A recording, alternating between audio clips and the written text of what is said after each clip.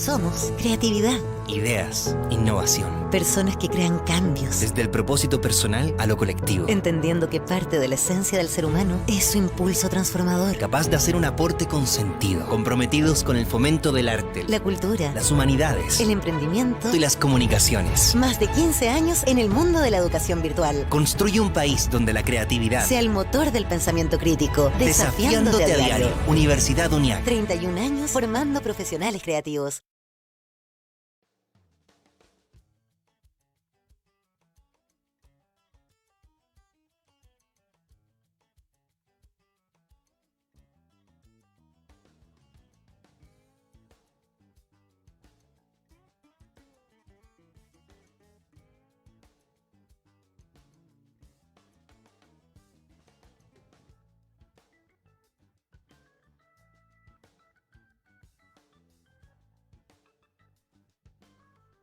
Muy buenas tardes a todos quienes nos acompañan esta tarde en esta especial actividad. Queremos darles la más cordial bienvenida a esta actividad que hemos organizado en la Escuela de Periodismo y Relaciones Públicas Corporativas de Universidad UNIAC.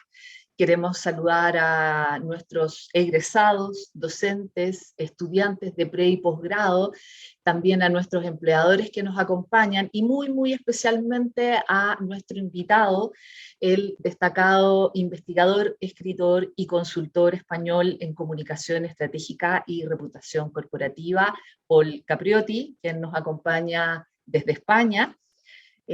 Paul ha lanzado recientemente su último libro, DIRCOM MAP, Dirección Estratégica de Comunicación, del cual UNIAC ha sido uno de los patrocinadores, y me parece muy importante destacar esta figura de patrocinio en la cual colaboramos diferentes universidades de habla hispana, y por cierto fue una invitación muy bien recibida, toda vez que desde la academia siempre tenemos presente nuestra responsabilidad de brindar estos espacios en la formación de pre y posgrado que nos permitan un intercambio de saberes con autores de renombre en el ámbito de la comunicación.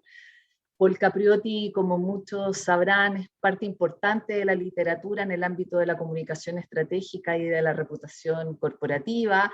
Muchos de quienes nos acompañan ahora son docentes que incorporan esta bibliografía dentro de sus clases y estudiantes que también trabajan en el ámbito de la comunicación y han incorporado los distintos aprendizajes de la literatura que Paul Capriotti nos ha brindado durante años. Paul, para quienes no lo sepan, es doctor en comunicación por la Universidad Autónoma de Barcelona en España, es licenciado en comunicación social en relaciones públicas por la Universidad Nacional de Rosario en Argentina.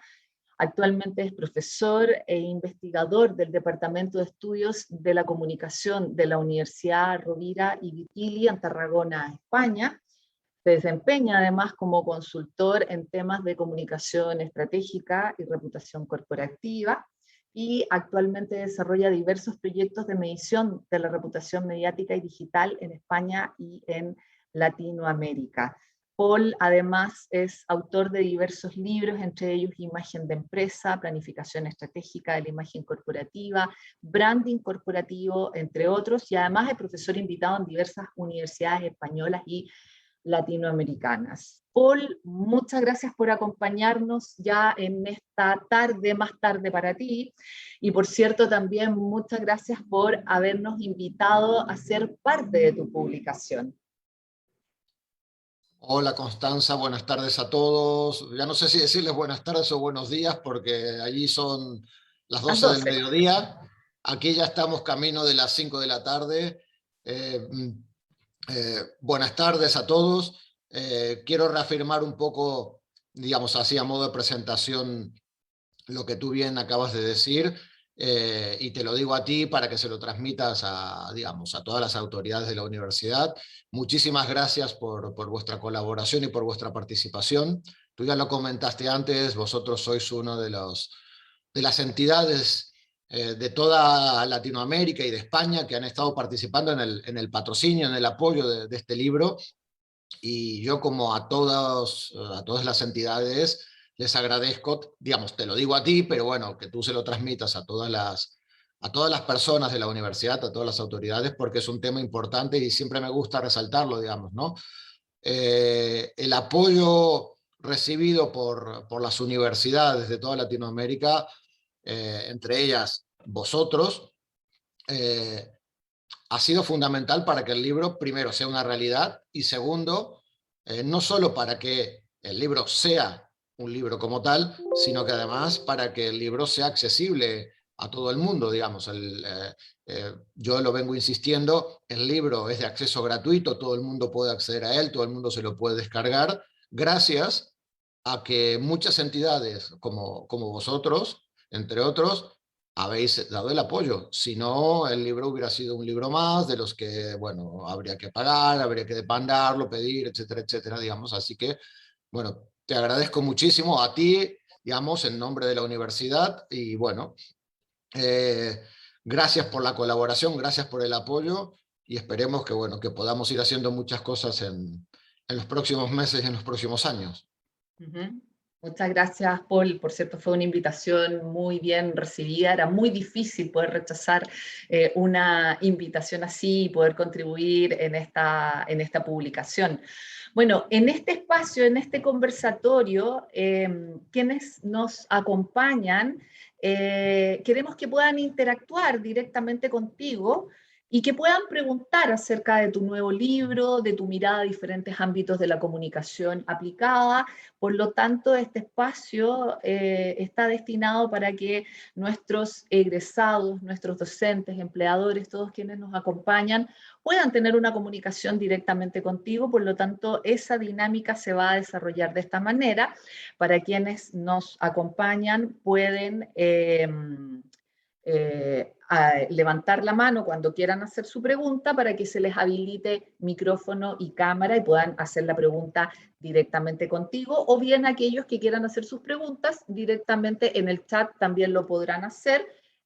Yo voy a ir moderando contigo esta conversación con cada uno de los invitados, pero para iniciar este conversatorio, Paul, lo que quisiéramos es que pudieras compartir con nosotros con qué nos vamos a encontrar en esta nueva publicación. En tu literatura nosotros hemos visto muchos modelos, muchos casos prácticos que permiten articular el desarrollo de estrategias comunicacionales.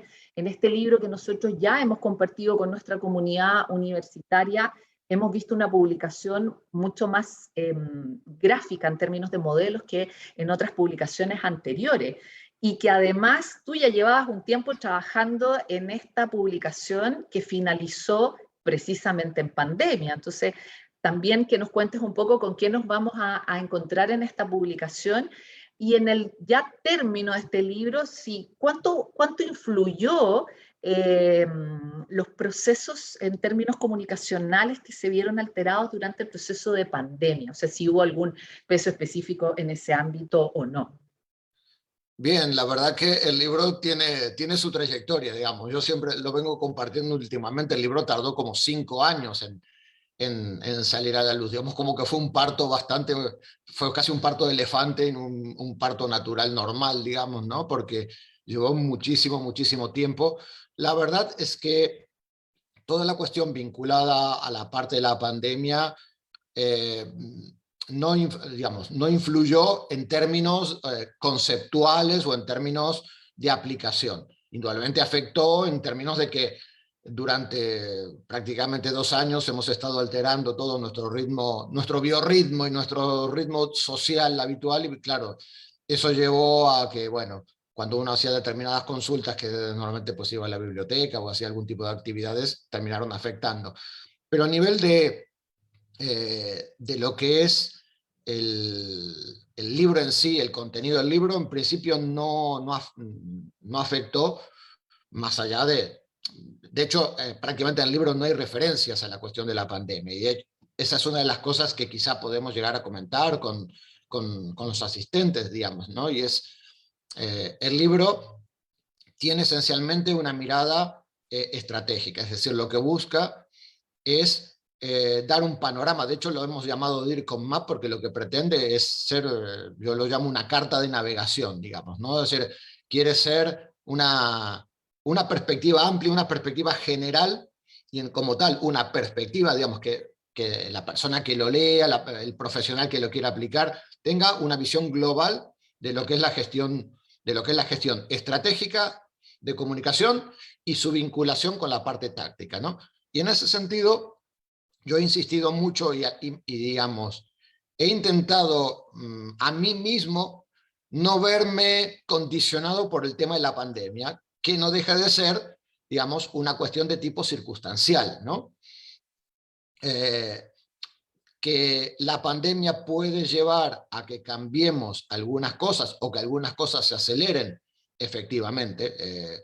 Podemos eso comentarlo, qué cosas se pueden haber acelerado, actualizado, pero el libro en cierta manera lo que buscaba era tener una perspectiva de tipo estratégica, es decir, plantear una perspectiva de tipo estratégica a la comunicación y bueno, está articulado de esa manera, ¿no? Es decir, tenemos, como casi todos mis libros, tienen una parte, vamos a llamarle más de tipo conceptual o como mínimo, digamos, de reflexión sobre lo que son los conceptos esenciales, que son las dos primeras partes del libro, digamos.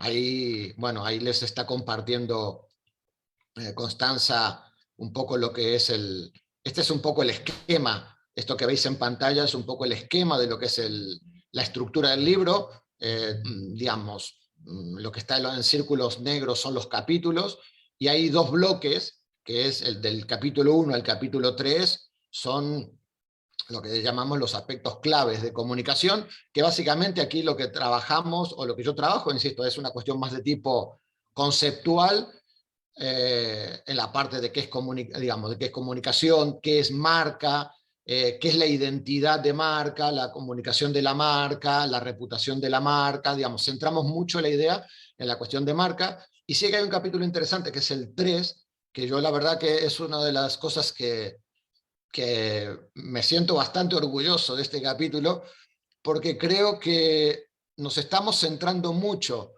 a veces en lo que es el propósito corporativo de las organizaciones, digamos, y nos estamos centrando poco en lo que es el propósito estratégico de comunicación, que básicamente responde a la idea, digamos, cuál es el valor, cuál es la propuesta de valor que genera el área de comunicación en una organización. Y ese capítulo, en cierta manera, lo que viene a plantear es una reflexión de qué gestionamos, que tiene que ver con la gestión de la comunicación, sobre qué impactamos, que son los públicos, y qué valor generamos en cuanto a lo que es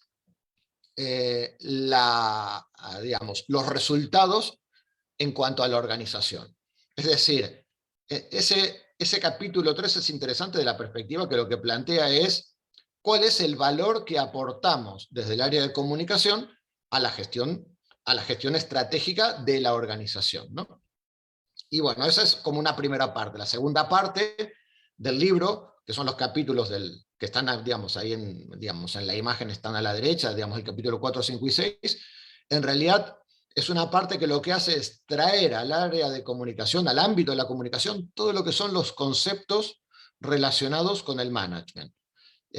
Todo el libro está muy sustentado en lo que es bibliografía de management, y lo que hemos hecho en cierta manera es trasladar muchas de las ideas y de los conceptos que están trabajados en management, intentar aplicarlos a comunicación.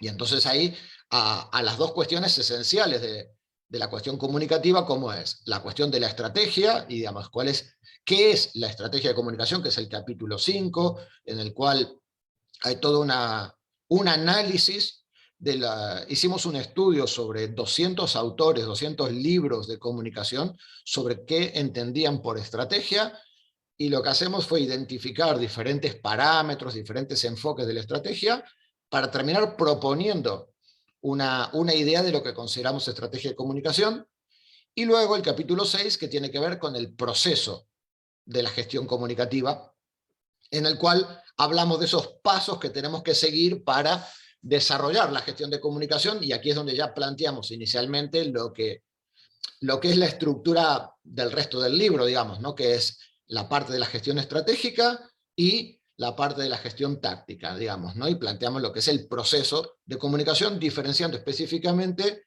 lo que es el proceso estratégico, que es un proceso cíclico, mucho más de medio y largo plazo, etcétera, de lo que es un proceso de gestión de comunicativa táctica, que tiene que ver más con el día a día, con el corto plazo, digamos, ¿no?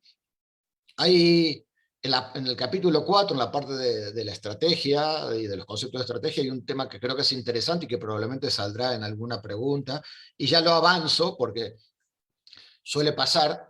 Claro, como yo aquí en el libro contrapongo, no, mejor dicho, perdón, no contrapongo, sino que planteo, digamos, todo lo que es la gestión estratégica, también, ¿no? Que es toda la parte que va del capítulo 7 al 13, es el bloque grande que tenéis abajo, digamos, a la izquierda, y lo separo de lo que es la gestión táctica, que son los dos últimos capítulos, el 14 y el 15. Claro, muchas veces me plantean, bueno, claro, es que la gestión estratégica, ¿no? Es como lo importante, mientras que la gestión táctica parece que no es importante. Y entonces en el capítulo 4 hago una reflexión sobre lo que es estratégico y lo que es importante, ¿no? Y creo que ese es un punto que en el ámbito de la comunicación tenemos un problema grave, y es que terminamos confundiendo lo estratégico con lo táctico. Por eso, uno de los eslogans o de los dichos que yo estoy utilizando en el libro es: todo lo estratégico es importante, pero no todo lo importante es estratégico. ¿Por qué? Y porque tendencia a asociar estratégico con importante, y por lo tanto como que lo táctico es menos importante, y no es verdad. La mayor parte de la gente que trabaja en management reconoce que toda la gestión táctica es tan importante como la gestión estratégica. Lo que sucede que son planos diferentes, son alcances diferentes y son enfoques diferentes, ¿no? Por lo tanto, cuestión importante, cuando hablamos de gestión estratégica no nos referimos a la gestión importante y la táctica a lo otro que acompaña, no. Gestión estratégica tiene eso que va del capítulo 7 al capítulo 13, es todo ese proceso de análisis, ¿no? Formulación de la estrategia e implementación de la estrategia, pero desde una perspectiva de medio y largo plazo, buscando establecer los lineamientos generales que acompañan a la gestión global de una organización. Mientras que la gestión táctica es el desarrollo concreto en el día a día de todo aquello que hemos planificado para el medio y largo plazo, que tiene que concretarse en trabajos anuales y en trabajos de corto plazo, como pueden ser campañas o acciones concretas, ¿no?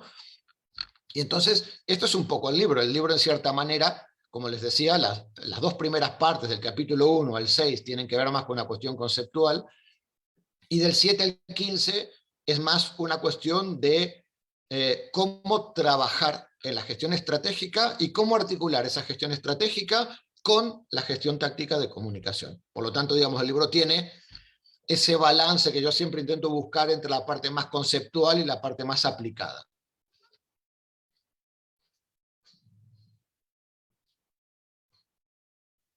Muchas gracias, Paul. Para dar inicio a las preguntas, les vamos a pedir a los asistentes que levanten su mano. Antes de eso, Paul, una pregunta. En tus libros anteriores habíamos visto bastantes casos prácticos, ¿ah? A diferencia de lo que encontramos hoy en este libro. ¿Qué pasó un poco con los casos prácticos que muchas veces permiten ilustrar, permiten ejemplificar, tener un acercamiento hacia cómo ese modelo fue implementado, pero en el caso de este libro hay bastante gráfica, muchos modelos, pero no necesariamente muchos casos prácticos? Quiero ir con esa última pregunta y ya damos paso a las preguntas de los asistentes. Esto es un tema interesante y es, digamos, hay dos razones para no poner, efectivamente, como tú dices, no hay ni un solo caso práctico, ni un solo ejemplo. Ejemplo me refiero, sí que hay ejemplos, por ejemplo, a la hora de plantear los objetivos hay algún ejemplo, pero no hay casos prácticos. Y no hay casos prácticos por dos razones. Primero, para que ustedes y yo mismo, los profes, los encargados de ponerlo, de explicarlo y de ponerlo en práctica, que son los profesionales, pongan algo de vuestra parte también, digamos, que no tenga que hacerlo todo yo, ¿no? Eso primero. Segundo, que siempre es mejor que tú o cualquiera de los profes de UNIAC, cuando estáis dando las clases, intentéis ejemplificar con casos de Chile, y cuando digo de Chile me refiero si estáis dando clase en Santiago, incluso casos de Santiago, y si estáis en Concepción, y si estáis en Puerto Montt, por decirlo de alguna manera, que son casos mucho más cercanos a la gente, que no si yo explico un caso de Finlandia, que puede ser fantástico, pero digamos que, claro, alguien siempre dice, bueno, no, claro, es que me estás poniendo un caso de Alemania, digamos, cuando nosotros seamos como los alemanes, pues ya ¿no? Esa es una segunda razón, digamos, ¿no? Es decir, vamos a llamarle lo que es la adaptación del caso, ¿no? Y la tercera razón, muy importante, que yo ya lo comprobé con mis libros anteriores y con libros de otros colegas, pero sobre todo, además lo viví en carne propia con mis propios libros, es que, claro, los libros quedan ahí para siempre, y en cambio las empresas cambian y evolucionan. Entonces, claro, si tú ahora tomas el libro de planificación estratégica, mi libro negro del año 99, te vas a encontrar con ejemplos de empresas que ya se han fusionado 4 veces. Y ese sería el menor de los problemas. Igual yo he puesto, digo yo o cualquiera de los colegas, piensen que igual en el año 99 o 98, alguien como yo o como cualquier colega que escribía un comentario, un artículo en el periódico, estaba poniendo ejemplos de éxito empresarial a empresas como WorldCom, que a los 3 meses cerraron por malas prácticas empresariales. Entonces, imagine que tú abres el libro mío ahora y te encuentras con una empresa, digamos, que yo la pongo allá como un caso de éxito a la hora de desarrollar una política sustentable, y resulta que terminó, imaginen, Arthur Andersen, de la misma época, ¿no? Arthur Andersen, un caso excepcional de buen desarrollo de políticas, de estrategia, etcétera, etcétera, y a los 3 meses denuncia por malas prácticas y termina de... Entonces, ¿qué pasa? El problema de los casos es que, digamos, son muy golosos, sirven, digamos, como que atraen mucho, como que gustan mucho que a uno les explique, ¿no?, un caso, pero la realidad es que, primero, la explicación de un caso de Finlandia a alguien de Chile o a alguien de Argentina o a alguien de Bolivia puede que le quede lejísimos. Y encima puede que quede desfasado. Entonces, digamos, fue una decisión, digamos, importante.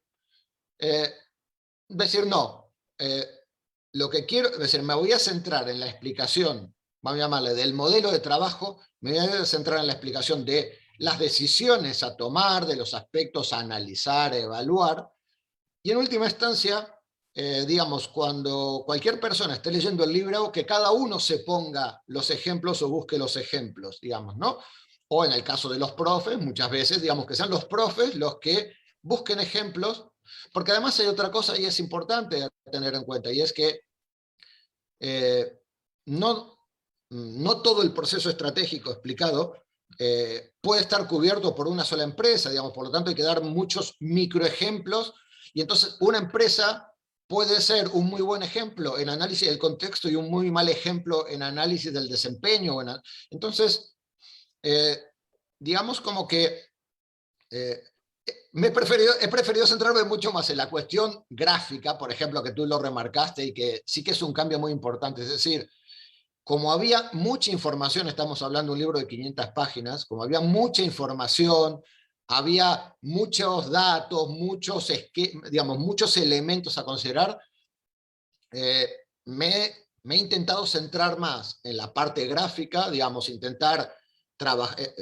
trabajado con un diseñador que además es un buen amigo y es comunicador, que pudiera, digamos, plasmar gráficamente muchos esquemas y no tanto en la parte de los casos. Pero, digamos, sí que es una de las particularidades que tiene el libro, no solamente con mis libros anteriores, sino con mucha de la bibliografía a la que estamos acostumbrados en comunicación, digamos, ¿no?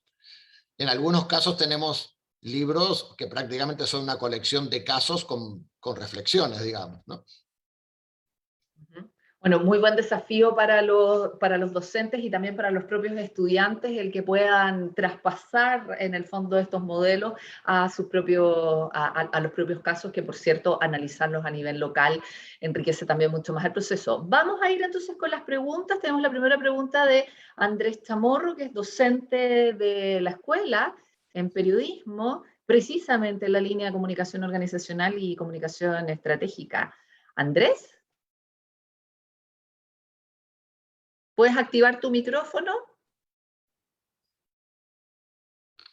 Igual se lo tienes que activar tú. Es que yo no puedo activar aquí tampoco.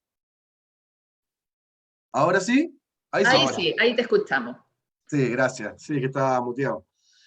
Bueno, buenas tardes a todos los colegas, buenas tardes Constanza y bueno, Paul, te saludo especialmente, te felicito por el último libro. No pude estar en la presentación que organizó la escuela, pero la verdad quería estar. Y bueno, mira, comentarte varias cosas. Lo primero, bueno, felicitarte por el libro, creo que lo estuve revisando en detalle, reúne, ¿cierto?, gran cantidad de materias respecto a la comunicación estratégica, como dices tú, a la implementación de esa comunicación, ¿cierto? Y, y también quería felicitarte por poner estos libros a disposición de las audiencias, que yo llevo usando materiales tuyos hace varios años en cursos de comunicación estratégica, y la verdad es que es bastante positivo poder descargar tus libros desde WordPress, ¿cierto? De Podcast Patriot y WordPress, que ya lo uso hace tiempo, y los estudiantes lo agradecen mucho. Así que esa felicitación aprovecho de hacerla ahora. Paul, mira, lo que quería preguntar es lo siguiente. Justamente yo trabajo con mis estudiantes siempre haciendo mucho énfasis en la necesidad que tienen las organizaciones, las empresas en trabajar con la identidad, ¿cierto?, corporativa y lograr que esa identidad se refleje en una construcción de imagen clara. Y para eso voy justamente revisando contenidos tuyos, revisando contenidos de otros autores, y lo que me pasa es que cuando comparto estos contenidos tan relevantes y los estudiantes ven, ¿cierto?, el camino que hay que seguir para lograr resultados positivos, me preguntan, profesor, pero si esto es tan sencillo, o más que sencillo, tan realizable, ¿por qué no se reflejan las marcas? Es decir, ¿por qué las grandes, o no las grandes, sino las empresas en Chile, porque también trabajamos con empresas en Chile a partir de lo que decías tú, y me preguntan a mí, profesor, pero ¿por qué no se aplica? O sea, ¿por qué las organizaciones no vemos que lo hagan tanto, o gran parte de ellas? Entonces, frente a eso, lo que yo les señalo, ¿cierto?, que existen varias razones, quizás miopía estratégica, considerarlo más un gasto, ¿cierto?, que una inversión en la comunicación corporativa, o quizás incluso ignorancia, porque me ha pasado a mí, incluso hablando con algunos directivos, ejecutivos de empresas, que se sorprenden con los buenos resultados que uno puede obtener, ¿cierto?, trabajando con la identidad y la imagen corporativa. Entonces, a partir de tu experiencia, ¿a qué uno podría atribuir principalmente a que no existan más organizaciones que dedican recursos, inversión, ¿cierto?, dedicación a gestionar la comunicación, en el fondo? A ver, yo creo que tú lo has resumido básicamente en las 2 o 3 ideas que has planteado, digamos. ¿Por qué? Porque, a ver, sí que es cierto que cada vez se está trabajando más esto, digamos. Sí. No es algo, digamos, claro, los estudiantes actuales no conocen cómo estábamos nosotros, cómo estaba la cosa cuando nosotros éramos estudiantes, digamos, ¿no?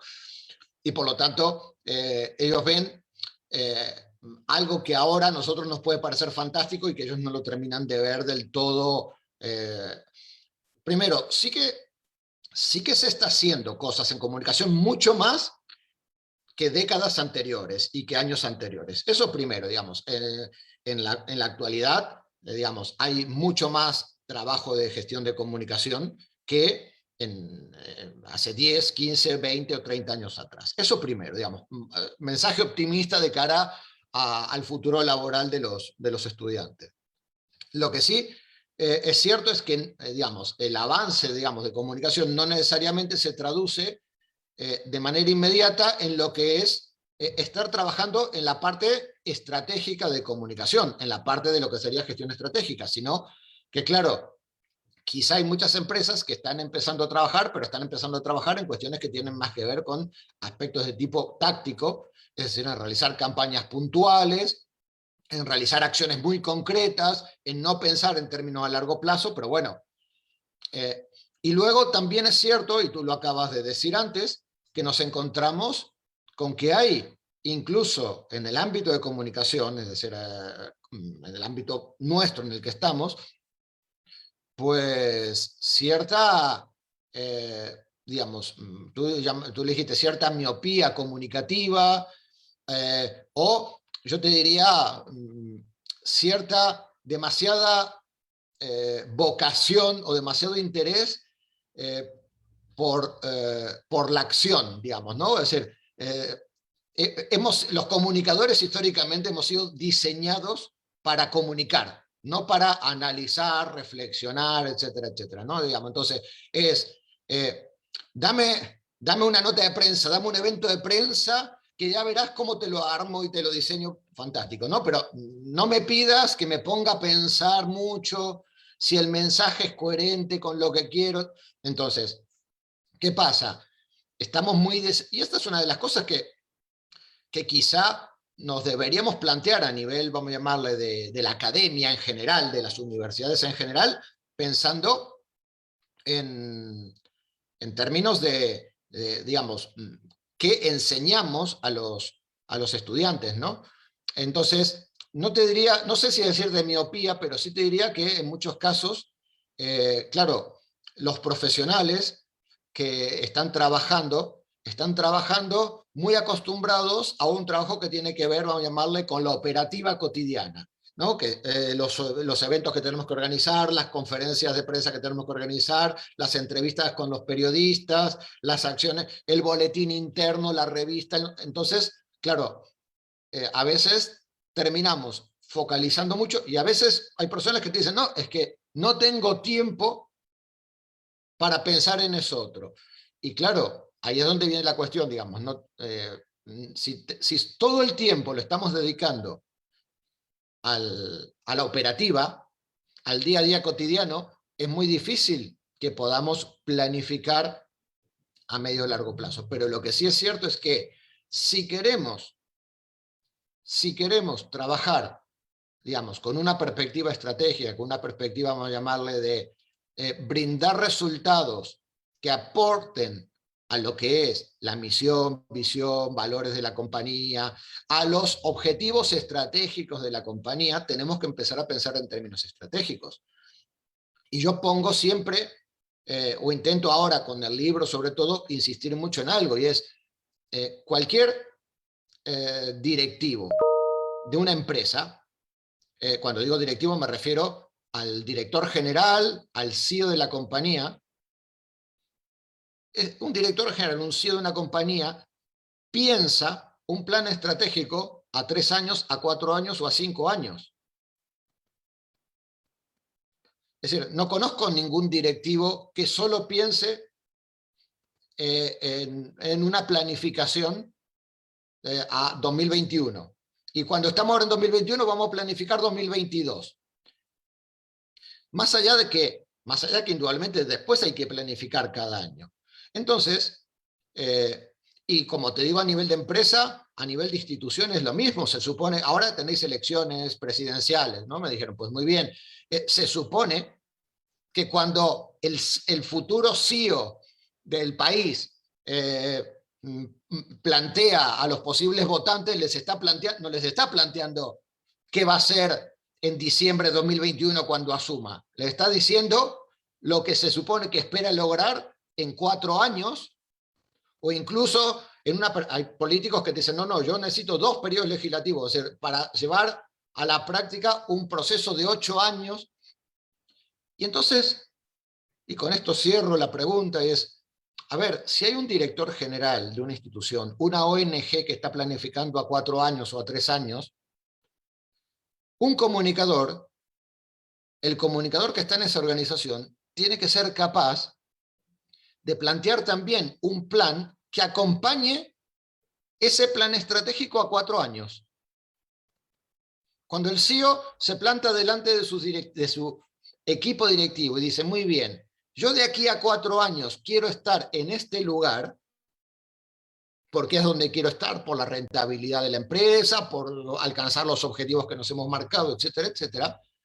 El de marketing tiene que decir, muy bien, ¿cómo voy a acompañar a esa visión o esa perspectiva del director general? Y el de comunicación también debería decir, bueno, muy bien, de aquí a 4 años, lo que nos tenemos que marcar son proyectar estos atributos. Es decir, de aquí a 4 años tenemos que consolidar estos 3 atributos, tenemos que considerar este mensaje, tenemos que considerar este enfoque de comunicación. Y eso luego, indudablemente, se tiene que llevar a la práctica anualizada y al día a día. Pero es impensable contemplar una visión estratégica de comunicación cuando tu único enfoque no llega más allá de estar ahora en noviembre o diciembre de 2021 planificando solo 2022. Es decir, es como que tu visión, más llamémosle, tu scope, tu perspectiva de lo que es una entidad no va más allá de 31 de diciembre de 2022. Entonces, la verdad, si tu visión no va más allá del 21 de diciembre de 2022, tienes un trabajo importante, sí, muy importante, pero es táctico. Gracias Paul, a cada uno de los docentes que nos acompaña. Mientras tú compartías la respuesta, nos comenta, muchos ejecutivos piensan que la comunicación solo es para tapar noticias negativas y estar en el día a día, no en lo estratégico, nos comenta Rodolfo Nieto. Vamos a continuar con las preguntas. Recuerden que sus preguntas las pueden realizar levantando la mano y las vamos a ir compartiendo por orden o bien a través del chat. Vamos con Alejandra Riveros, también docente de la Escuela de Periodismo en la línea de comunicación organizacional. Alejandra. Sí, ¿se escucha ahí? Sí, te escuchamos. Hola Paul, mucho gusto en conocerte, aunque sea ahí en la pantalla. Es como extraña la sensación cuando uno ha leído tanto y después ver al autor. Es emotivo, es emotivo. Así que muchas gracias en primer lugar por estar con nosotros. Bueno, saludo a Constanza, nuestra directora, y nuestros colegas. Mira, yo tenía aquí algunas interrogantes. He leído bastante en la última publicación. Ha sido genial esto de los mapas. Yo creo que es una forma también de recurso de aprendizaje bastante indicado tanto para nosotros como para nuestros estudiantes, así que eso es un acierto, es muy asertivo. Y quiero seleccionar una porque tiene función con algunas dudas que uno mientras enseña esto de la comunicación estratégica, nos surgen algunas dificultades, no sé si para enseñarlo, pero se presentan en aula algunas inquietudes también mutuas entre estudiantes y nosotros. Tenía algo en relación con el proceso estratégico, pero tú lo mencionaste al principio, así que eso me quedó totalmente claro que era en función también de lo corporativo. Pero te quería preguntar en torno a lo de las marcas, porque entendemos que las marcas, y tú lo haces en los primeros capítulos con estas diferenciaciones entre productos, servicios, pero también como sujetos, ¿no? Entidades, organizaciones diversas. Y ahí hay un punto que a mí me interesa como contar con tu consejo y cómo lo podemos también quizás puntualizar con algunas cosas que salen en el libro. Porque creo que todavía cuesta mucho asumir que una organización, hablemos de una organización a lo mejor sin fines de lucro, tú dijiste hace un rato de la ONG, que también es una marca. Y justamente cuando hablamos de marcas, hay todavía una historia, un cuento ahí que está un tanto enredado, y uno lo ve con los estudiantes que solamente lo vincula el tema de la comercialización y a cuestiones de bienes y productos, fundamentalmente. Entonces, ¿qué podemos hacer para ser bien determinantes en que las organizaciones son marcas? Y si en el libro, bueno, yo sé que está al principio, pero si hay como ciertas partes así como bien específicas para que eso sea como nuestro manual de cortapalos, digamos, de alguna manera. Esa es mi pregunta. Gracias, digamos, Paul. no hay, toda la parte de la reflexión de la marca está en esos primeros capítulos, no, digamos, no hay después una parte que, porque en realidad todo lo que explicamos en del capítulo 7 al 13 y en el 14 y el 15 es aplicable a cualquier marca que analicemos. Por lo tanto, digamos, ya no es una reflexión sobre la marca, sino es la aplicación a una marca o a las marcas que quieran. Yo con el tema de la marca te diría, digamos, efectivamente estoy de acuerdo contigo. Cuando digo que me llevó 5 años hacer el libro, bueno, quizás estuve un año para decidirme a ver si usaba el concepto de marca o no lo usaba. No digo que fuera un año para decidirme, pero sí que estuve leyendo mucho, pensando mucho, dándole muchas vueltas. Y había o sea, el libro implicó mucho tiempo porque había muchas decisiones que tomar en cuanto a qué usar y qué no usar. Una de ellas fue, como tú bien dices, el concepto de marca. Creo que los comunicadores tenemos demasiados prejuicios. Primero, el primer prejuicio, tú lo mencionaste, es que asociamos el concepto de marca a que es una cuestión de marketing. Y no es verdad. Digamos, el concepto de marca no es propiedad digamos, del área conceptual o del área investigadora de marketing. Ni siquiera es del área, vamos a llamarla empresarial. El concepto de marca tiene que ver esencialmente con una cuestión de significación y por lo tanto es aplicable tanto a una empresa común y corriente como a un producto y servicio como a una ONG, digamos. Eso primero. Digamos. Por lo tanto, cuando hablamos de marca, o al menos cuando y eso es lo que intento hacer en esos primeros capítulos, la idea de marca, lo que intento plantear es que claro, cuando históricamente, me refiero a hace 30, 40 o 50 años, aplicábamos la idea de marca pura y exclusivamente a un yogur, a un paquete de cigarrillos, a lo que sea, estamos hablando de un producto muy concreto y entonces la marca era el producto en sí como tal, ¿no? En la medida que podemos aplicar la idea de marca a muchos sujetos, de hecho, el concepto de marca se vuelve desde esa perspectiva muy interesante. Pero insisto, hay que obviarlo, vamos a llamarle de la connotación marketinera que le da a mucha gente. Y yo prefiero tomarlo, incluso si quieren, desde una perspectiva hasta, te diría, semiótica, si quieres, ¿no? O semiológica o de sentido, ¿no? Y que creo que es lo importante. ¿Por qué uso el concepto de marca y por qué me interesa el concepto de marca? Porque nosotros, sobre todo los que estamos trabajando en ámbitos de comunicación corporativa, organizacional, relaciones públicas, estamos trabajando fundamentalmente con sujetos complejos. Y cuando digo sujeto complejo me refiero, es decir, incluso una pyme es un sujeto complejo. Incluso un ser humano es un sujeto complejo. Imaginen una multinacional con 120.000 personas y presente en 120 países, ¿no? Estamos hablando de sujetos complejos, en los cuales esos sujetos complejos es literalmente imposible comunicar toda su complejidad. O sea, imagínate que yo te digo, muy bien, toma a una empresa de Chile y descríbela en detalle. ¿Cómo es? Su cultura, todo. Y depende cómo podrías estar un año entero describiéndola como es, en detalle. Y aún así, después de pasar un año, te vas a dar cuenta que la mitad de las cosas que pusiste cambiaron porque la entidad fue evolucionando. Entonces, estamos hablando de sujetos complejos.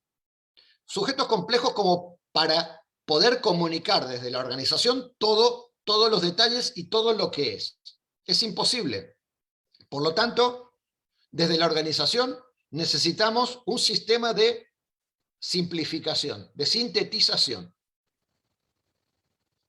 ¿Y la marca qué es? La marca lo que hace es, tú a la marca lo que haces es, le pones aquellos elementos que consideras, aquellos atributos, aquellas características, aquellos elementos que consideras que son los elementos claves que vale la pena que tus públicos conozcan. que son relevantes para que tus públicos conozcan. Eso desde la perspectiva de la organización. Ahora te lo digo desde la otra perspectiva, y es, ¿en qué medida un público, y te digo un consumidor, un empleado, en qué medida un empleado que trabaja dentro de una organización conoce a la organización en su totalidad? Porque bueno, más allá de que conozca la oficina de Santiago, ¿en qué medida conoce las otras 16 delegaciones que hay en el país? Por no hablar de si es una empresa que está en 18 países. No, es que yo conozco perfectamente la cultura de mi organización. Bueno,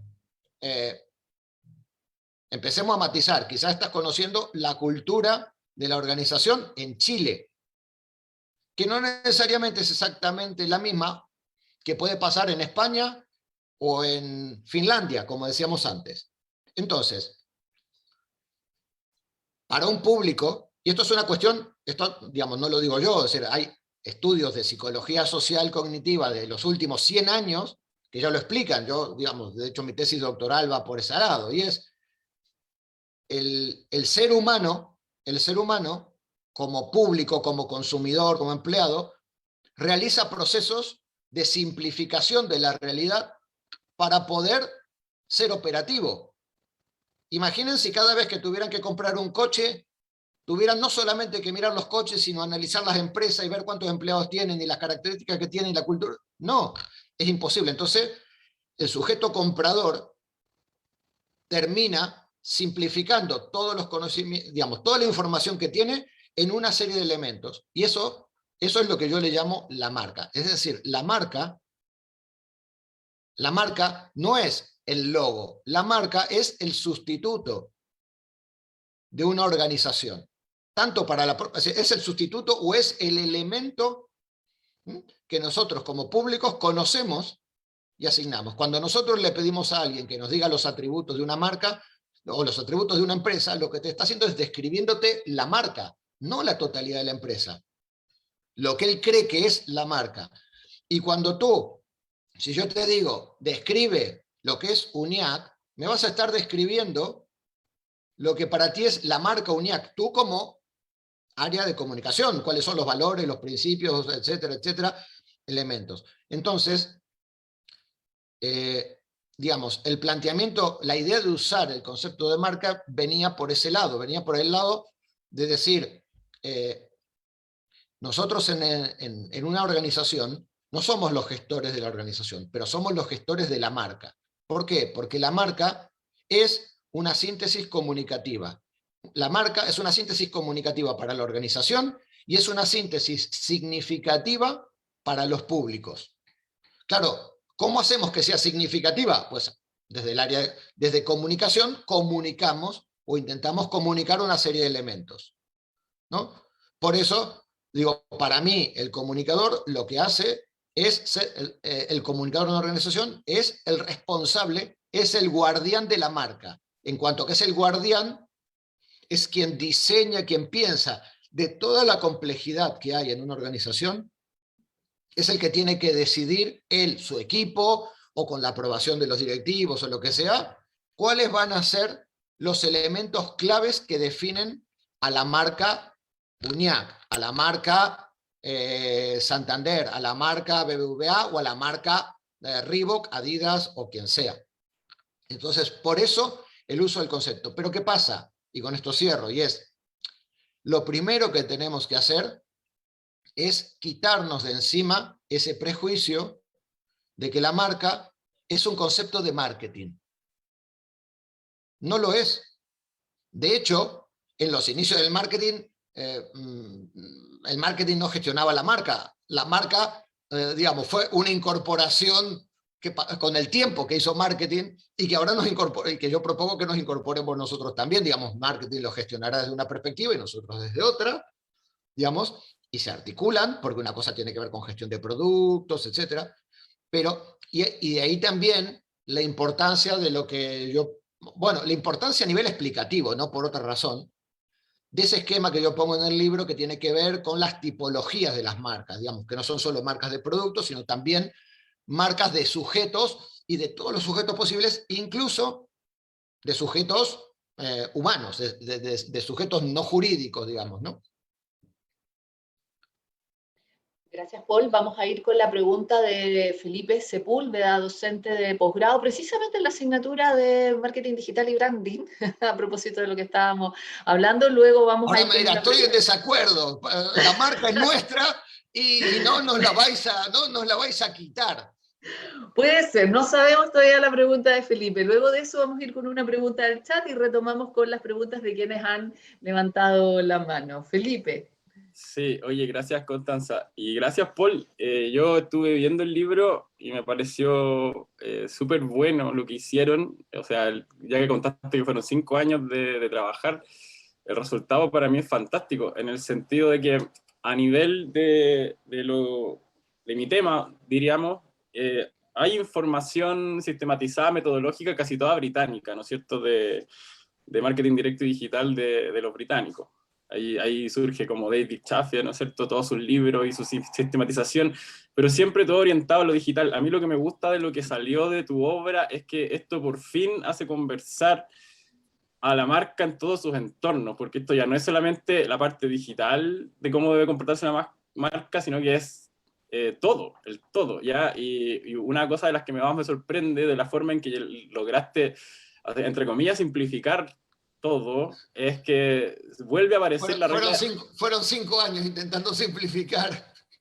Es que el resultado para mí o sea, acá otra vez aparece Pareto, aparece ese 80-20, y yo tomo tus palabras del preámbulo que hiciste, porque resulta que, claro, no es que sea la estrategia más importante que las tácticas. Acá nos está diciendo que requerimos hacer un trabajo estratégico para después tener buenas tácticas. Y claramente no las vamos a resolver en cortos plazos, esto tiene que darse en largos plazos. Entonces, a mí me gustó mucho, porque aquí hay tanto concepto simplificado que yo, o sea, de verdad me alegré. O sea, si hubiese planificado mi ramo o la actualización de ramo esta semana, yo hubiese puesto tu libro en vez del que puse.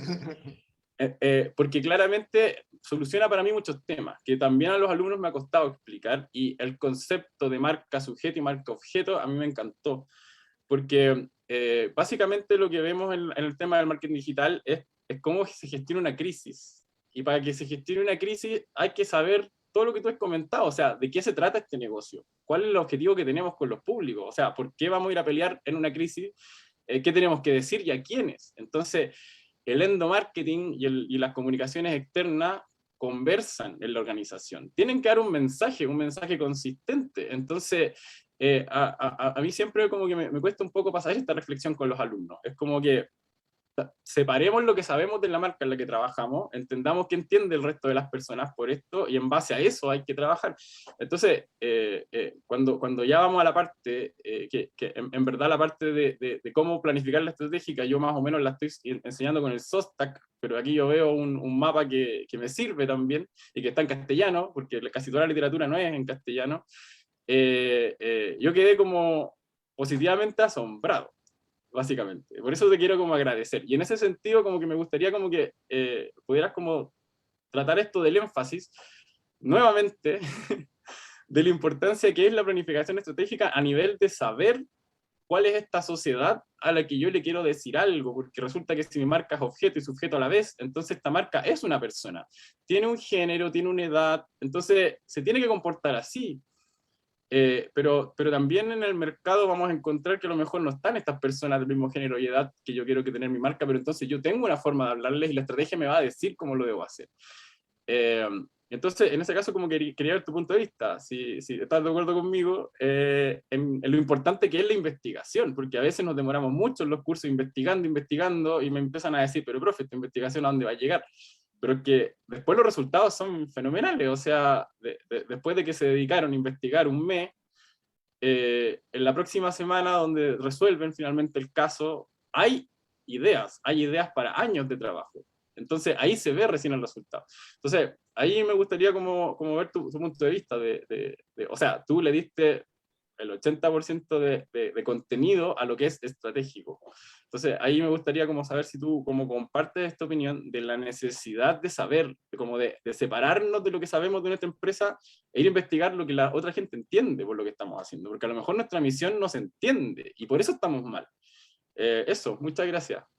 Bien, fíjate que yo en el libro una de las cosas que dedico mucho espacio es a la parte de la investigación, concretamente. De hecho, dentro de lo que es el proceso de planificación, lo único que separo en capítulos, porque tendría que haber hecho un capítulo de 150 páginas, es la parte de la investigación, digamos, ¿no? Separo en 3 capítulos, incluso para segmentar específicamente cada tipo de investigación.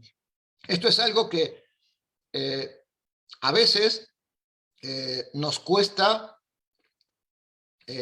no sé si aceptar, o al menos lo tomamos muy a la ligera en el ámbito de comunicación, y es la necesidad de investigar para poder tomar decisiones. Cuando hablamos de la planificación como tal, la definición de la estrategia, no es más que tomar decisiones. Esas decisiones se pueden tomar sustentadas en información o las podemos tomar, digamos, simplemente por intuición, ¿no? Y simplemente te pongo el caso que yo la semana pasada les puse un ejercicio práctico a mis estudiantes de la carrera de tercero, que están haciendo como la campaña, y les puse, y les di un caso así con una explicación, y les dije,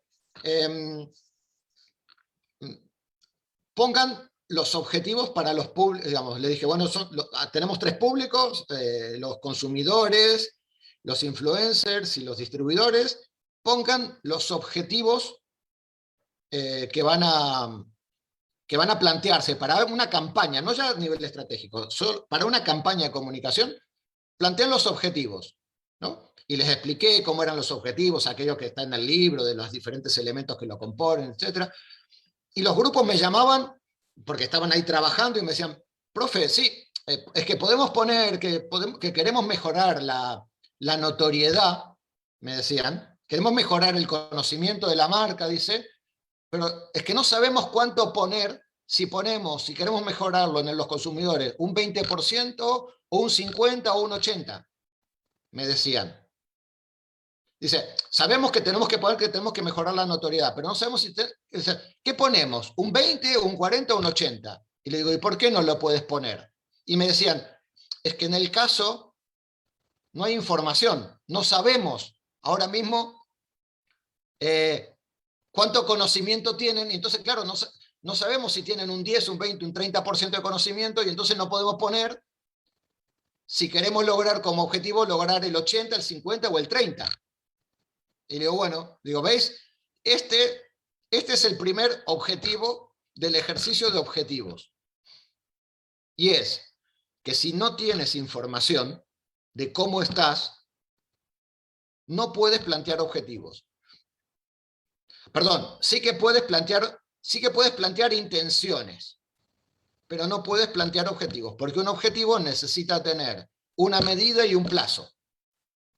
Y si tú lo único que pones es, quiero mejorar la notoriedad de mi marca, eso no es un objetivo. Entonces, esas son las cosas, y claro, tú dices, hombre, pero es que eso es lógico, muy bien. Yo te invito a que hagáis una revisión de planes de planes de campañas de empresas o instituciones, a ver cuántos plantean adecuadamente los objetivos. Porque la pregunta es, si tú no haces un análisis,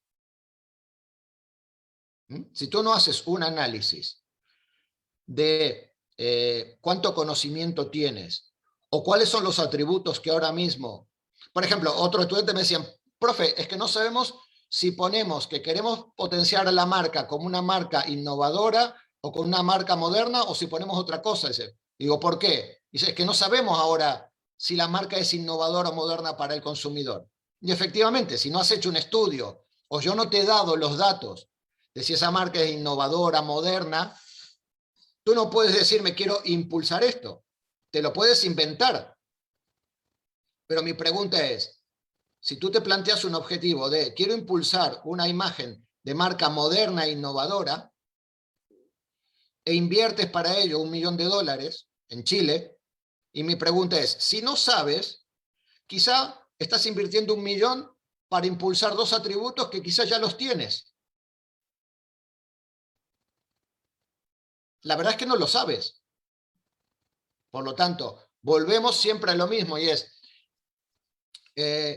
claro, entonces, cuando no hay investigación, ¿qué nos encontramos? Nos encontramos no con campañas que lo que pretenden es alcanzar resultados. Nos encontramos con campañas que lo que pretenden es hacer acciones. Te encuentras con una campaña que dice, en tu caso, campaña de marketing digital, pues vamos a hacer una acción, es decir, objetivo, hacer una acción intensiva en 3 redes sociales durante los próximos 3 meses. Poner Facebook Ads durante las próximas 2 semanas. Publicar 6 veces por día durante los próximos 6 meses. Y la pregunta es, perdona, esos no son objetivos. Esas son acciones que tú vas a hacer, digamos. Decir que vas a publicar 6 posts por día no es un objetivo. Pero claro, como no sabes lo que quieres lograr, no haces una campaña en la que buscas resultados. Haces una campaña en la que buscas desarrollar acciones. Claro, tú me puedes decir, no, es que yo con esta campaña quiero obtener 50 leads. Y entonces mi pregunta como dueño de la empresa o directivo es, ¿y por qué quieres obtener 50 leads? Porque de esos 50 leads, 20 se van a transformar en ventas. ¿Seguro? ¿Y cómo lo sabes eso? ¿Tienes algún estudio? Bueno, no, es que hay un estudio hecho por la Asociación Chilena de Marketing Digital que dice que 1 de cada 4 leads se convierte. Sí, vale, pero esa es la media. Para que te hagas una idea. Eso es como decirte que tú ganas de sueldo en tu trabajo $10.000 al mes. Hombre, y tú me dices, yo no gano eso. Sí, es lo que ganas. Esa es la media. Es la media entre lo que gana Piñera y lo que ganan los dueños de las multinacionales chilenas, es decir, realizada la media con todos los trabajadores. Te sale un sueldo, un ingreso medio de 9.000 al mes. Bueno, es lo mismo que lo de la conversión de un lead. Es decir, tú lo que tienes que saber es cuál es tu conversión de tu lead con tu público concreto, que esa es otra de las grandes discusiones. Yo sé, bueno, ese es otro debate sobre, ¿no? Cuando tú decías, bueno, tenemos que lo decía Andrés también, tenemos que llegar a nuestro público. Mi gran debate con la gente que trabaja en lo digital es cuando le pregunto, digamos, ¿cuál es vuestro público? Es otro debate. Pero bueno, digamos, la idea es esa, la idea, digamos, reforzando lo que tú planteabas, es tenemos o necesitamos información de la manera que, sea por investigación que hagamos, por captación de información que busquemos de algún lado, para poder tomar las decisiones. Si no, no podemos desarrollar, digamos, la planificación, sea estratégica o sea táctica.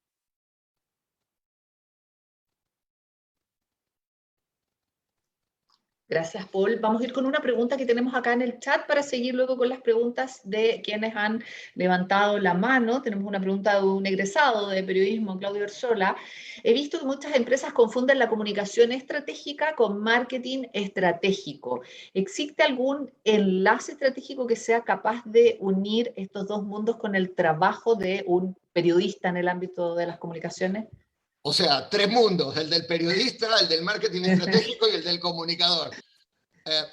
A ver, primero, no hay un enlace. Lo que sí es cierto, y eso, digamos, tenemos que tener claros todos, es que, primero, estamos hablando de zonas grises. Es muy difícil decir, bueno, hasta aquí llega el marketing estratégico, aquí empieza la comunicación estratégica y aquí termina la comunicación estratégica y empieza el trabajo de un periodista corporativo.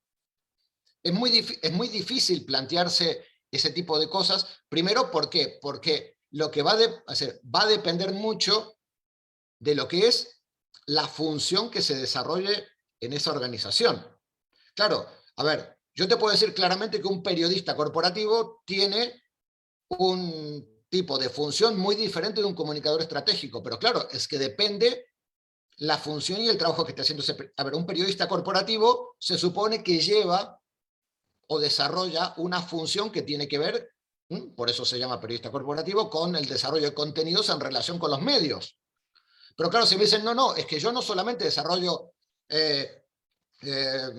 contenidos para los medios, sino que también desarrollo contenidos para todo tipo de soportes, para todo tipo de públicos. Bueno, pero es que entonces no eres un periodista corporativo, porque entonces, a ver, periodista se supone que va en una dirección.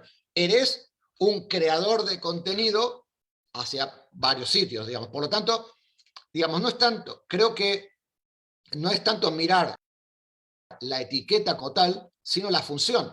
Puede suceder que haya entidades que tienen un área de comunicación estratégica que lleva funciones de marketing, o puede haber áreas de marketing estratégico en organizaciones que lleven las funciones de comunicación.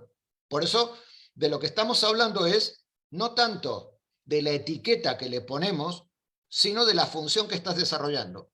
Y con esto te digo también que, por decirlo de alguna manera, te puedes encontrar muchas veces la tarjeta que te da un directivo y que pone allá director de sustentabilidad, comunicación estratégica y relaciones integrales con los diferentes stakeholders y aledaños, ¿no? Que el título da vuelta al reverso de la tarjeta, y cuando le preguntas qué hace, te dice, no, es que estoy todo el día liado porque me están llamando todos los días los periodistas y no tengo... Bueno, no, perdona, es igual el título que tengas, tú lo que haces es relaciones con los medios, y por lo tanto tu función es una función incluso parcial dentro de la comunicación, que es trabajar con un público concreto que son los medios.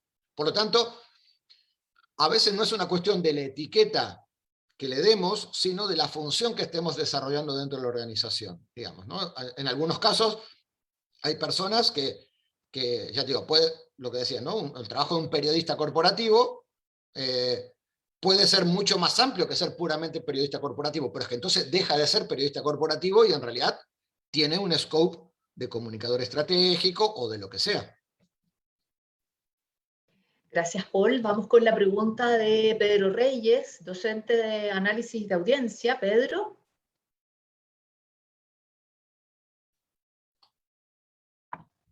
Ahí, ya. Muchas gracias, Constanza, y muy contento de estar acá, de participar en este evento que la verdad es muy, muy interesante. Paul, mucho gusto en conocerte, recibí el libro, pero no lo he leído todavía, pero lo revisé.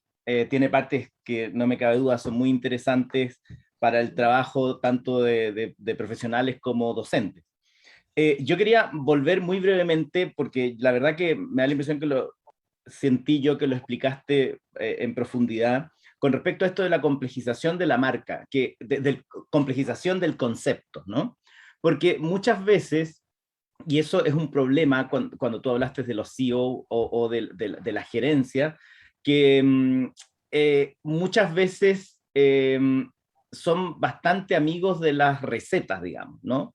O de las consecuencias que va a tener tal comunicado o tal campaña, sin conocer muchas veces todo el proceso que se explica en tu libro para llegar a un resultado. Entonces, en ese sentido, yo quería aterrizar mi pregunta en el tema de las audiencias. Yo hago un curso sobre audiencias y en mis investigaciones trabajo mucho el tema de la construcción de sentido que hacen las personas con respecto a los contenidos difundidos a través de redes sociales, de tecnologías digitales, etcétera. Donde se le da la importancia al receptor y no cómo se hace, ¿ya? Entonces, en ese sentido, ¿qué hay investigación? O sea, sí, tiene que haber, sí, pero ¿cómo salimos de este tema donde se puede armar una estructura maravillosa, fabulosa, de la cual puedan pagar millones, digamos, pero que en el fondo muchas veces, más allá de algunos focus group, diría yo, desde mi ignorancia, ¿no? Se realizan para conocer cuáles son las consecuencias de, por ejemplo, esas campañas, o simplemente si suben las ventas, siendo que hay un mundo mucho más grande que aparece al respecto, y que tiene que ver con, bueno, si hablamos también de la recepción activa, de este mensaje que construye quien lo recibe, donde el mensaje, en el fondo, y entre comillas estoy exagerando, no importa, sino que la construcción que yo haga. Entonces ahí, cómo se nos podría eventualmente desarmar una campaña. Estoy exagerando, ¿no? Pero me interesa, o una estrategia, digamos. Y lo otro que te iba a preguntar, que sé que no forma parte del libro, a mí me interesa mucho, bueno, personalmente, y lo he trabajado, el tema de la comunicación social o campañas públicas de comunicación, donde ahí hay un tema que juegan un montón de otros elementos, como la estructura social, la escolaridad, la política, la corrupción, qué sé yo, un montón de cosas. Ahí el comportamiento humano es súper difícil, digamos. ¿Ah? Y yo creo que en los procesos de venta, me voy al otro lado, también tú decías que se simplifica, yo por supuesto estoy de acuerdo, pero en el tema más humano, que sé yo, una campaña de comunicación sobre velocidad, control de velocidad en las carreteras, por ejemplo, dejar de fumar, VIH, qué sé yo, ahí, digamos, el cambio de comportamiento y de actitud es dificilísimo, porque tú mismo decías, o sea, tanto el concepto de marca como las organizaciones y el ser humano somos súper complejos. O sea, no quiero desmotivarme a mí mismo, pero te comento lo difícil que se ve esto. Y lo otro que te iba a decir, muchas gracias, te agradezco mucho, te hemos estrujado, disculpa la expresión, haciéndote preguntas, y te agradezco mucho las respuestas, porque son muy enriquecedoras.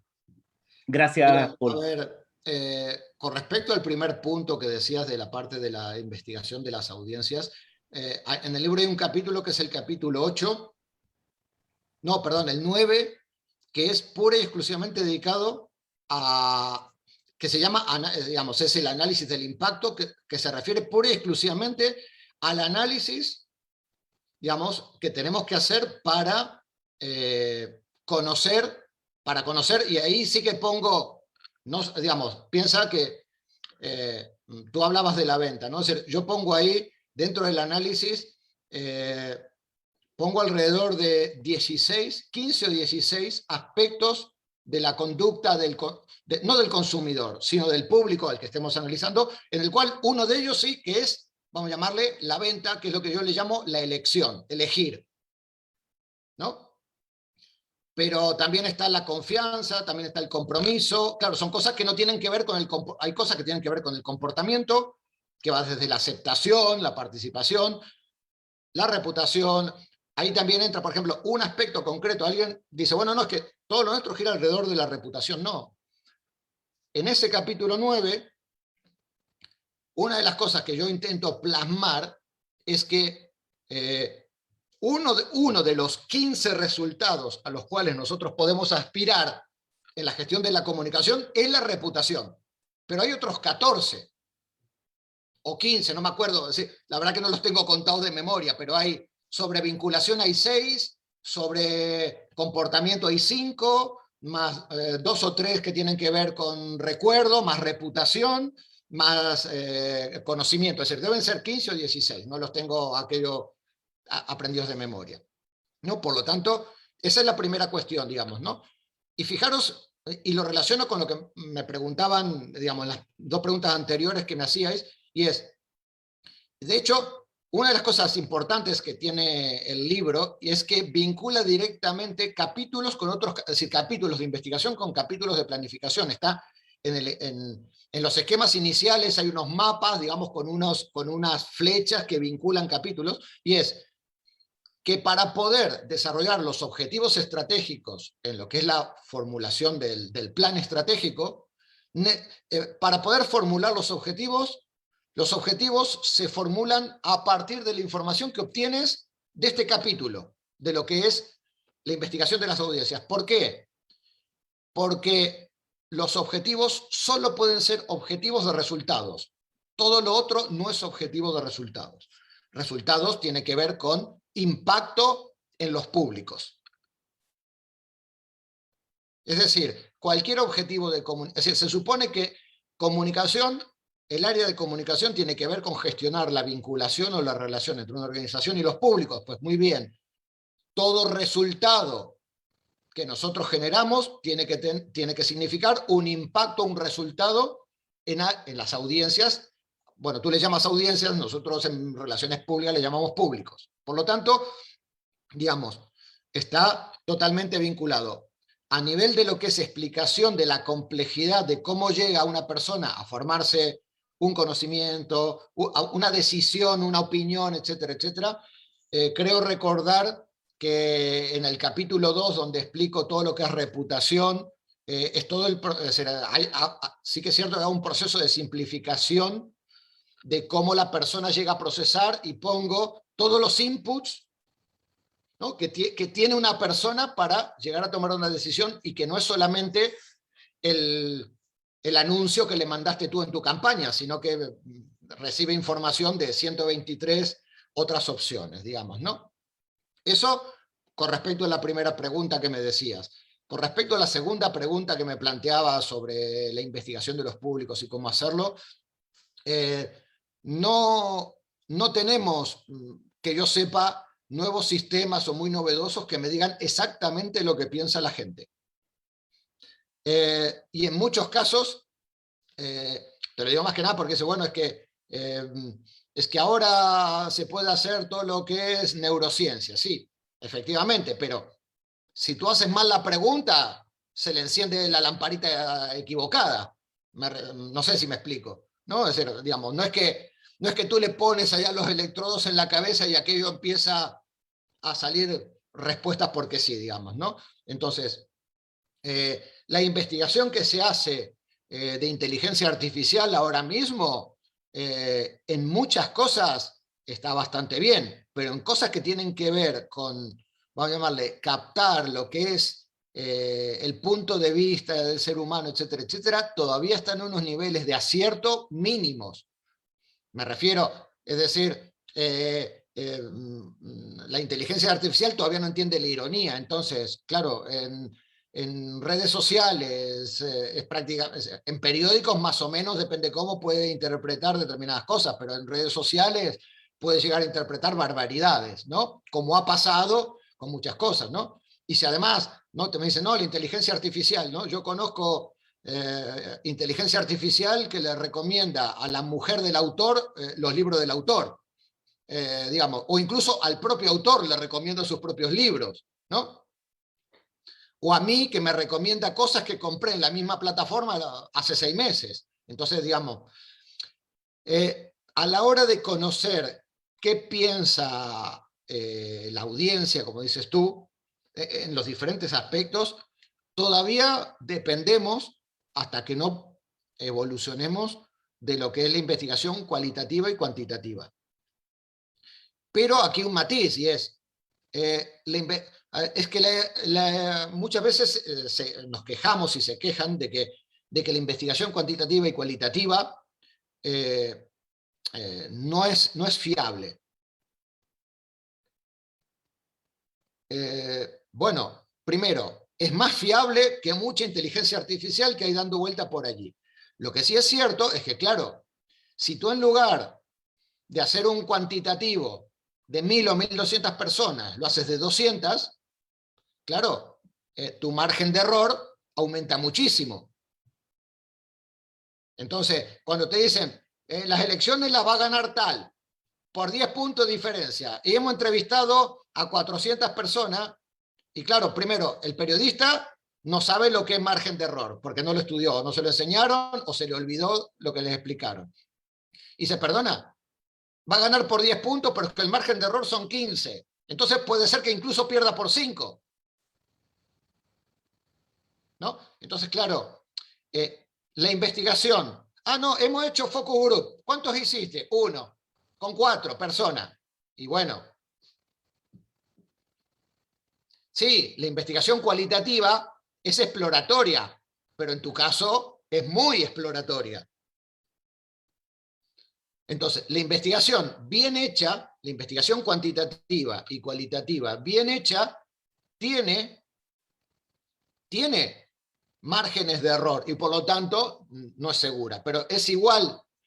Mira, es como a veces me dicen, yo trabajo muchas veces con lo que es análisis de contenido de medios, tenemos plataformas y tenemos un modelo de análisis de contenido de medios, ¿no? Dice, bueno, ¿y por qué no lo haces todo con sistemas de aprendizaje y inteligencia artificial? Le digo, porque los sistemas de aprendizaje automático e inteligencia artificial me dan un nivel de acierto, por ejemplo, entre noticias positivas, negativas, neutras, muy positivas, etcétera, etcétera, del 60%.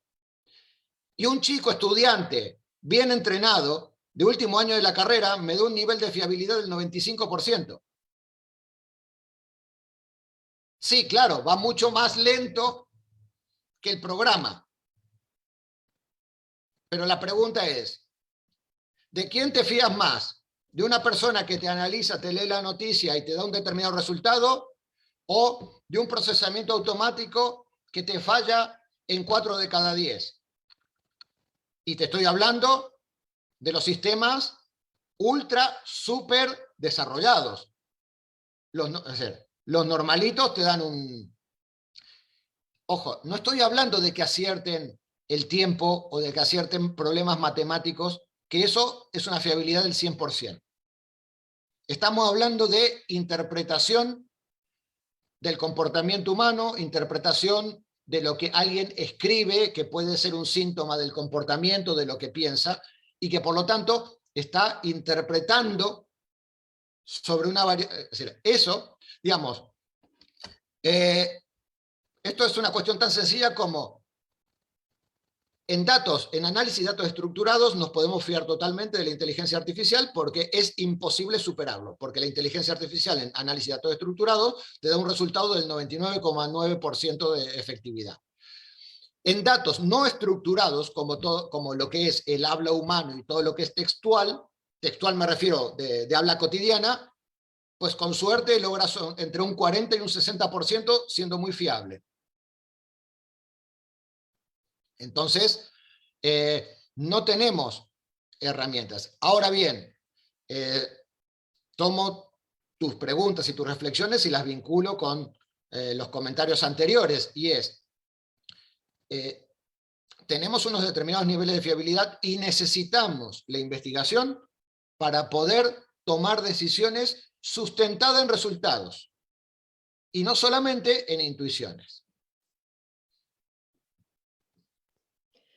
Gracias, Paul. Ya estamos en hora, ya llevamos bastante tiempo, la verdad ha transcurrido todo este tiempo muy, muy rápido, ha sido sumamente productiva esta conversación contigo, pero queda una última pregunta, nos quedan unos últimos minutos, yo creo que podemos alcanzar a cerrar ya con una última pregunta. Andrés, ¿quiere hacerte otra pregunta? ¿Sí? Para que actives tu Ahora sí. audio. Sí, ahí sí. Gracias, Constanza. Sí, voy a ser breve, pero antes que eso quería comentar que concuerdo con Alejandra Rivero. Es súper interesante el hecho de trabajar tanto tiempo con tus textos y ahora poder hablar contigo. O sea, para Alejandra y para mí tú eres como un rockstar. Así que ha sido un placer estar acá y conversar contigo. Mira, lo que me interesaba, que yo tenía varias preguntas, pero una que me gustaría comentar ahora, porque se han tocado varios elementos de esta pregunta, tiene que ver con algo que también he conversado con mis estudiantes, y tiene que ver, que es súper interesante, que es cuando uno ve organizaciones que están viviendo periodos de crisis muy, muy importantes, ¿cierto? Y tenemos esta relación entre la identidad, la imagen y, por cierto, la reputación que está en medio, que va afectando la imagen que se forma en los públicos, ¿cierto? Entonces, cuando vemos una organización que está muy, muy, muy golpeada, digamos, en términos de reputación, y opta por el silencio, es decir, por no responder, por disminuir su presencia mediática, podríamos decir, o de contacto con sus públicos. Y acá un estudiante me dijo, claro, es como el gobierno de Sebastián Piñera, que en el fondo ha ido una bajada, ¿cierto?, desde hace bastante tiempo, la reputación de la figura, digamos, del presidente y también del mismo gobierno se ha visto muy afectada. Y efectivamente, como señalaba el estudiante, hemos visto cómo no es que no hable, digamos, pero ha bajado bastante su presencia, su participación o sus apariciones, digamos, y está delegando más. Entonces la pregunta es, y acá lo que me interesa es tu reflexión, en la actualidad y tomando en cuenta los públicos, digamos, a que los públicos cada día más, ¿cierto?, son más exigentes, son más críticos, ¿es una opción válida para una organización del tipo que sea? Porque yo siempre llevo a mi estudiante a no quedarse con el producto y el servicio, sino corporaciones, fundaciones, proyectos, y por qué no un gobierno, ¿cierto? Entonces, ¿es válido actualmente optar por esta estrategia? Que es decir, evitar seguir participando del debate, podríamos decir, para para no afectar más la reputación de la marca, y en este caso, como es político, no afectar al siguiente posible gobernante de la coalición. Me refiero a esto porque para el mismo estudiante y para muchos es poco pareciera que no traen buenos resultados, sino que al final termina perjudicando más la figura, en este caso, del presidente o de la organización o de la marca. Eso Bueno, es, Paul. Ahí hay dos planos en la reflexión y en la pregunta. Bueno, primero aclaro, lo digo por una cuestión de timing, que si veis entrar a una persona que entra por ahí, porque claro, es que yo, según mi timing, en cualquier momento llega mi hijo del colegio y claro, pasará por allí detrás y lo veréis. Lo digo más que nada para que lo sepáis, digamos, digamos, contestaré eso, digo, pero como estamos... entonces, online. Sí, a ver, ahí hay dos planos. Primero, claro, si me estás preguntando si puntualmente es bueno o es malo, responder, primero, es una cuestión, por lo tanto, coyuntural. Es una crisis, es una situación puntual. Estamos justo en una campaña electoral que termina dentro de un mes, 15 días o 2 meses. Claro, entonces ya no estamos hablando del plano estratégico, sino estamos hablando de una estrategia, ¿no? O de una planificación estratégica en la cual una empresa, una institución, o un gobierno, o un partido político opta como estrategia de medio y largo plazo el silencio. Aquí estamos hablando de una elección puntual de 15 días, ¿no? Entonces, que conste, digamos, que eso no tiene que ver con lo estratégico, tiene que ver con una situación puntual, vamos a hablar con una campaña, con una acción puntual, ¿no? Y por lo tanto, entonces, es bueno, y luego viene viene el otro plano, que es el que quizás me interesa más debatir, digamos, y ¿es bueno o es malo? ¿Es correcto o incorrecto? Y la reflexión que te voy a hacer sirve tanto para el plano táctico como para el plano estratégico. Y no lo sé. O mejor dicho, digamos, la respuesta es, y te lo voy a plantear en términos no ya de la cuestión puramente táctica, de ahora, de si se callan la boca para ahora, ¿no? Sino desde la cuestión estratégica. Y antes dije, confundíamos lo estratégico con lo importante y lo táctico con lo no importante. Vale, otra confusión importante que hacemos es pensar que hay estrategias buenas y estrategias malas. Eso es un gran error. Ya lo comenté en otras charlas, bueno, en casi todas las charlas sale, porque además es un tema muy relevante, y no hay estrategias buenas o estrategias malas. Hay estrategias. O hay, digamos, ¿por qué? Porque tú me dices, ¿es bueno o es malo que Piñera ahora se calle la boca? Bueno, si tú me das 15 días y salen las elecciones, te digo si es buena o es mala. Pero, y ya lo he dicho otras veces, y todos somos seleccionadores nacionales después de los partidos de la selección. Entonces, a ver, nosotros decimos que la estrategia que marcó el entrenador de Argentina fue mala. ¿Por qué? Y bueno, es que perdimos 3-0. Y nosotros hubiéramos hecho otra cosa. Bueno, claro, sí. Ahora que ya sabes cómo fue el partido, cómo jugó el portero, cómo jugó el defensa, etc., así es fácil ser entrenador. La estrategia es la que él decide. Entonces, claro, tú dices, ¿las estrategias son buenas o malas? No. ¿Qué pasa? En comunicación y en marketing también, y en muchos ámbitos, tendemos a, como nosotros analizamos campañas y se las mostramos a los estudiantes, claro, decimos, fijaros qué buena estrategia la de Coca-Cola, la de Piñera, o depende de lo que estés hablando. ¿Por qué? Porque le fue bien. O qué mala estrategia la de no sé quién, que le fue mal. Entonces, estamos juzgando una estrategia como buena o mala, y en realidad no hay... Y esta es otra de las cosas que yo planteo en el libro. ¿Sí? Cuando leáis el libro en detalle, veáis en detalle toda la parte de estrategias y de opciones de políticas, de estrategias transversales y de estrategias focalizadas, vais a ver que no les digo, miren, Por eso se llama DIRCOM Map. Vais a tener un mapa con 4 cuadrantes donde dicen, aquí tenéis todas las opciones posibles donde os podéis ubicar. Elige donde quieres ubicarte. Pero no te digo, elige esta, que es la mejor. No. Entonces, el libro lo que plantea, y lo que yo sostengo, es que tú tienes diferentes, incluso una opción estratégica es no tener estrategia. ¿Es buena o es mala? Y depende cómo te vaya. O sea, pero es una elección. Y esto es importante que tengamos en cuenta. Lo digo sobre todo ¿por qué? Porque hay muchos libros y muchos artículos y mucho gurú hablando de que la única estrategia posible es ser una empresa sustentable, es ser una empresa buena, no sé qué, y con buena responsabilidad. Y claro, entonces digo, bueno, si esa es la única estrategia posible, o esa es la estrategia buena, todas las empresas más importantes del mundo ahora mismo, ¿por qué son las más grandes del mundo? Si la única estrategia posible es ser una empresa seria, ética y responsable, ahora mismo las 10 empresas más valiosas del mundo, ninguna de ellas cumple los requisitos, y sin embargo son las empresas más valiosas del mundo.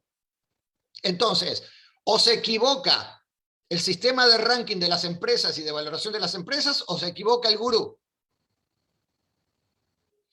Entonces, no hay, al menos desde mi perspectiva, no hay la estrategia correcta. Hay empresas, hay organizaciones que han triunfado haciendo una estrategia de hablar poco.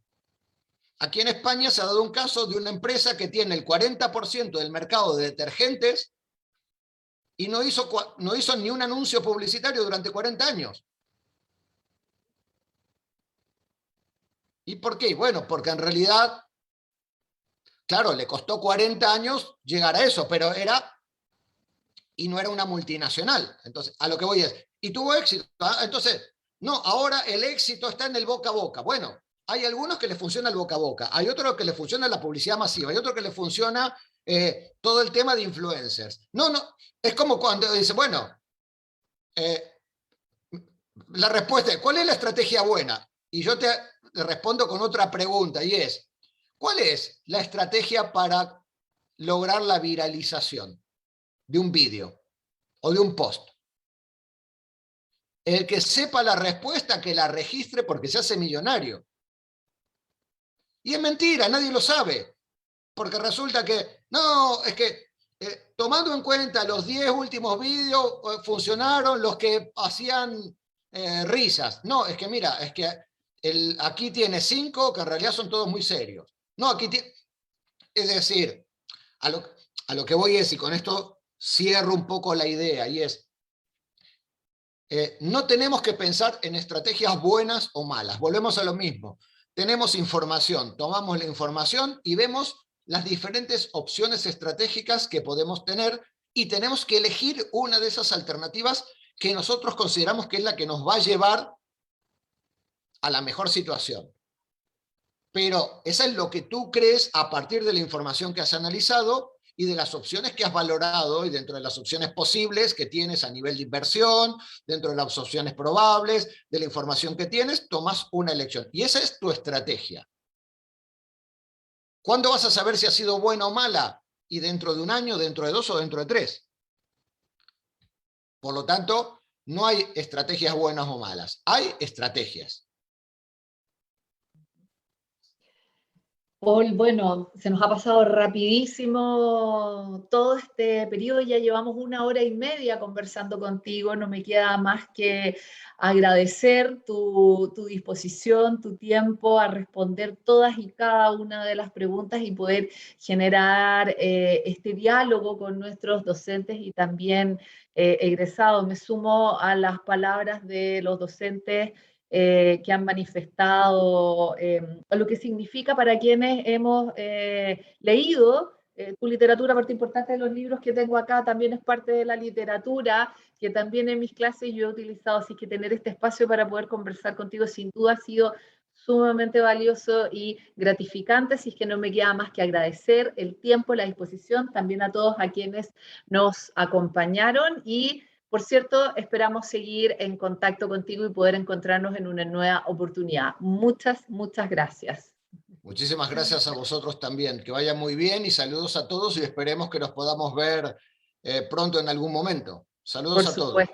Por supuesto. Muchas gracias, Paul. Muchas gracias. De esta manera damos por finalizado este conversatorio. Muchas gracias a todos quienes nos han acompañado esta tarde. Somos creatividad.